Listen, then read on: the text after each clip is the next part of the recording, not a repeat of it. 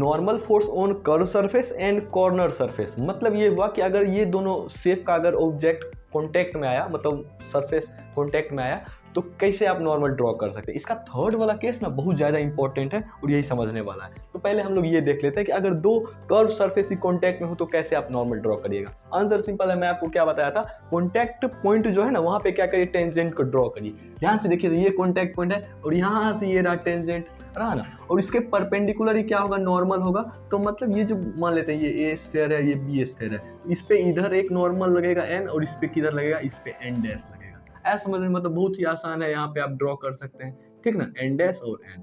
अच्छा, तो अब देखिए यहाँ पे अगर एक कर्व रहा और दूसरा क्या रहा, कॉर्नर वाला, तो क्या करिएगा, सिंपल है, कॉन्टैक्ट पॉइंट पे क्या करिएगा, आप टेंजेंट को ड्रॉ करिएगा। अब इसी के अलोंग ना नॉर्मल फोर्स होगा, तो सिंपल आसान ही है कि इस पॉइंट पे इधर नॉर्मल हो जाएगा और ये वाला जो कॉर्नर वाला आपका शेप है इस पे इधर एन डैश हो जाएगा। आया समझ में। लेकिन इस वाले केस में क्या है कि अगर दोनों कॉर्नर ही रहा तो सिंपल आंसर है कि we can not draw normal.